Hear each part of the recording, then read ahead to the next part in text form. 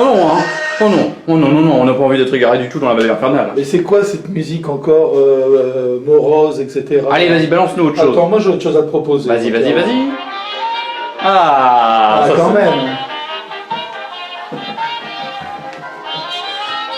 Ça me un petit peu la même. Tu vois. Il y a de la joie. Bonjour, bonjour les hirondelles, il y a de la joie. La chorégraphie est impeccable. Il y a de la joie. Frères et sœurs, Le soleil c'est le confinement, mais nous sommes encore aimés, il faut le garder. Par exemple, là, on observe le père Pascal qui essaye d'éteindre son portable. Ça y est, je suis arrivé. 10 minutes pour Jésus, vidéo. 26. Frères et sœurs, vous avez compris le thème de ce jour, c'est La joie. la joie, à la demande d'une de nos chères paroissiennes qu'on salue joyeusement. Voilà. Et puis on se dit qu'après la trilogie sur la mort et la vie éternelle, on s'était dit que bah, allez, un peu de joie au milieu de tout ça. Un peu de légèreté. Mais vous savez, en fait, c'est pas nous qui avons inventé la joie. Mon cher assistant, enfin, c'est moi qui vous assiste d'habitude, mais là, C'est avec joie. Avec joie. comme t'as pas tes lunettes, hein, je vais le lire, hein, C'est ça, oui. parce que sinon ça sera moins beau. On prendra rien. Alors, frères et sœurs, c'est dans l'Ecclésiastique, ou le livre de Ben Sira, au chapitre, t'arrives ça, c'est gros. 30. Ne te laisse pas aller à la tristesse. Je répète. Ne te laisse pas aller à la tristesse. Ne te tourmente pas pour tes projets. La joie du cœur, voilà la vie de l'homme, et la gaieté prolonge la durée de ses jours. On en avait déjà parlé pendant le confinement. On vit plus longtemps quand on est plus dans la joie.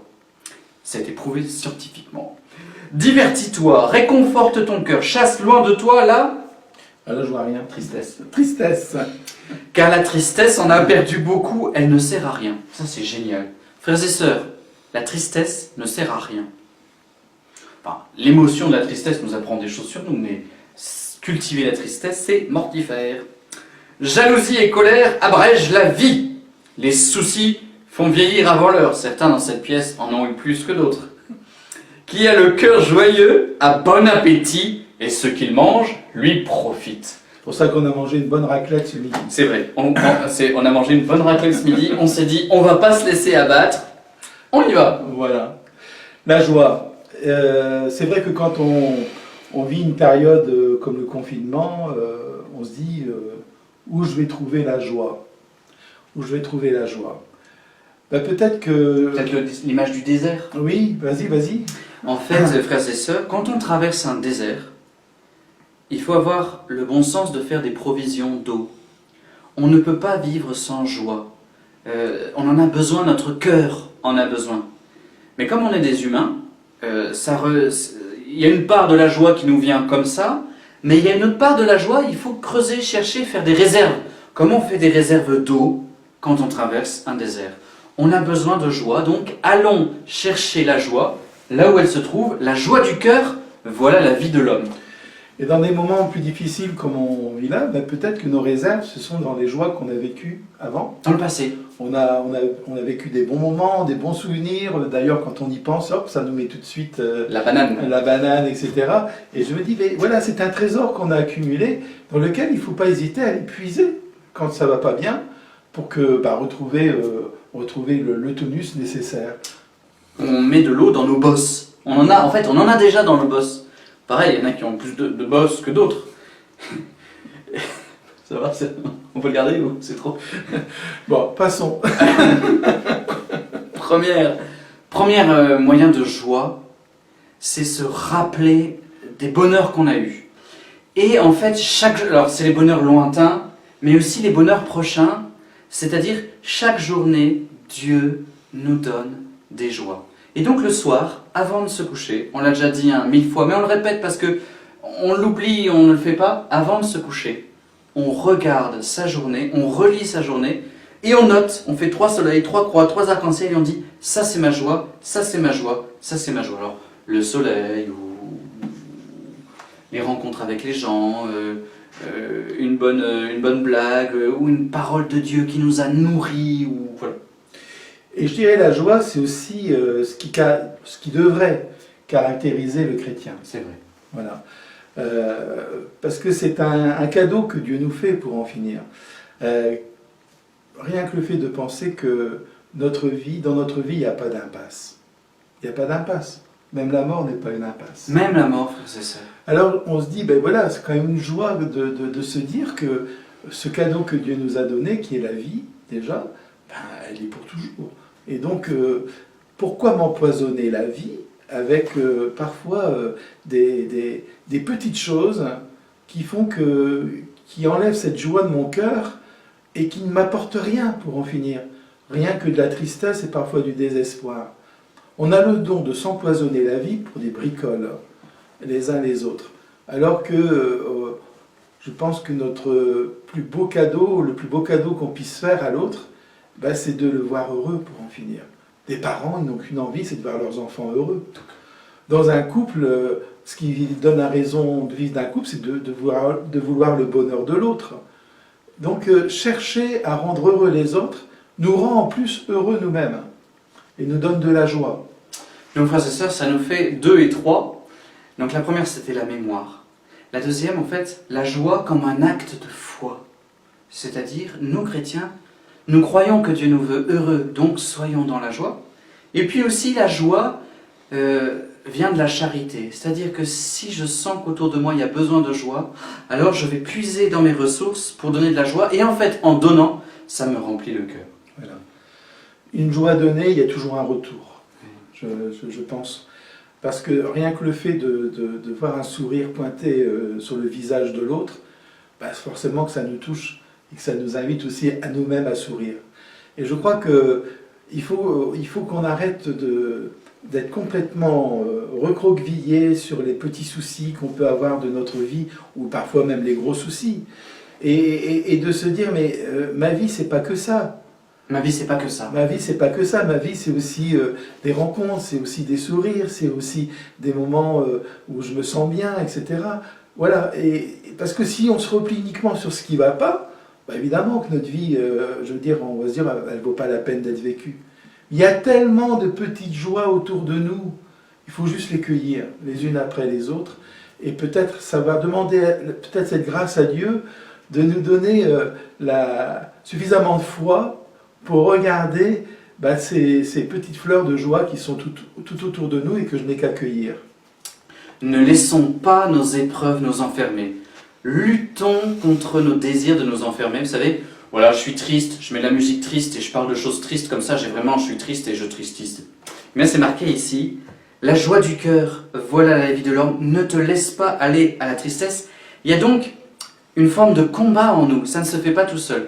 Ça ne veut pas dire qu'il faut rejeter l'émotion de la tristesse. La tristesse, ça fait partie de la vie. Et d'ailleurs, quand on est triste, il faut accueillir son sentiment. Tiens, je suis triste, pourquoi ? Et ça nous permet de réfléchir, mais oui, j'ai perdu telle personne, j'ai vécu telle épreuve, voilà. Et on digère le passage. Mais ça ne doit pas être le cœur de notre vie. Comme dit Père Pascal, on ne peut pas réduire notre vie à nos épreuves. Prenons une feuille blanche, faisons un point en plein milieu. Qu'est-ce qu'on voit ? On voit que le point, alors que tout le reste est blanc. Nous devons travailler, c'est un effort de l'âme, à regarder le blanc. Donc, la mémoire, un acte de foi, un acte de charité, et puis un combat. On peut continuer aussi, frères et sœurs, en vous demandant tout simplement, vous, mais qu'est-ce qui vous donne de la joie de manière habituelle ? Dans votre vie, vous avez déjà l'habitude d'aller boire à la fontaine, au lavabo, à la carafe. Quelles sont vos carafes ? Quels sont vos lavabos ? Où est-ce que vous allez ? Quelles sont vos fontaines, vos sources ? Et c'est pas mal dans votre prière d'aujourd'hui, tiens, quelles sont mes sources de joie pour y aller et recharger les bosses ? On en a besoin dans cette période. On y va, frères et sœurs. Puis on peut aussi se poser une autre question, c'est à qui je peux apporter un peu de réconfort et de joie ? Tiens, je te donne ça parce que ça commence à être... Ça veut dire, parfois, apprendre un peu à oublier ses propres malheurs pour pouvoir semer de la joie autour de nous. Ça nous permet de relativiser aussi ce qui nous arrive. Je vous l'ai dit tout à l'heure, on a beaucoup de joie à donner pour en finir aux autres. Mais on peut le faire parce que de toute façon, d'une manière ou d'une autre, cette joie-là nous reviendra. Oui. Et ça, ça doit être une certitude dans nos vies. Il ne faut surtout pas se laisser noyer dans la tristesse, noyer dans le désespoir, parce que ça n'avancera à rien pour en finir, si ce n'est que nous entraîner dans les ténèbres. Je pense que Dieu, lui, nous appelle constamment à la lumière. Vous savez, le chrétien, c'est un peu comme un tournesol. Ça veut dire que il suit le soleil. Voilà. Il suit le soleil et c'est ce qui lui permet de fleurir et qui lui permet de donner le meilleur. Nous, on doit être un peu comme ce tournesol. Cherchons le soleil. Et le soleil, il est aussi dans les frères qui nous accompagnent, qui sont autour de nous, qui par une parole, par un petit geste, par un sourire, nous font dire pour en finir la vie, elle n'est pas si mal que ça. Donc, joie numéro 5, je ne sais plus où 5e c'était. Donc 5, quelles sont vos sources? 6, les frères et sœurs. Les frères, les gens qui nous entourent, les petits mots, les relations que nous avons. Vraiment les relations. Notre cœur, ce qui nous constitue le plus essentiellement comme être humain, c'est la capacité d'être en relation avec des frères et sœurs. Mais il y a un 7, la perfection de la joie. Où se trouve-t-elle? Elle est en Dieu. Elle est en Dieu. Et je me dis que se mettre sous le regard de Dieu, c'est aussi apprendre à regarder notre vie d'une manière positive, pas négative. Dieu nous aime. Dieu aime notre vie. Et alors on peut demander à Dieu de venir nous aider justement, comme tu le disais tout à l'heure, à relire cette vie et à savoir y reconnaître ce qui est lumineux. Je vous l'ai déjà dit une fois, je pense, il y a déjà un petit moment. Et pour moi, la différence entre un chrétien et quelqu'un qui ne croit pas, le chrétien il a la télé couleur, celui qui ne croit pas il a la télé noir et blanc. C'est-à-dire que si nous croyons vraiment, nous devons voir toutes les nuances qu'il y a autour de nous, toutes les belles couleurs qu'il y a autour de nous. Et ça, c'est Dieu qui peut nous les révéler. Il faut qu'on soit relié à la source. Ça ne se fait pas tout seul, frères et sœurs, et surtout, on a le bon Dieu. Le Seigneur est ma joie. Le Seigneur est ma lumière et mon salut. Ça traverse tous les psaumes. Un psaume sur 3, c'est Dieu est ma joie, Dieu est ma lumière, Dieu est mon rocher, Dieu est mon soleil, Dieu est mon arc-en-ciel, Dieu. En fait, quand on a Dieu, on a la relation fondamentale. On n'est jamais seul. Même si parfois on est seul physiquement, si je prie, je sais qu'il est avec moi.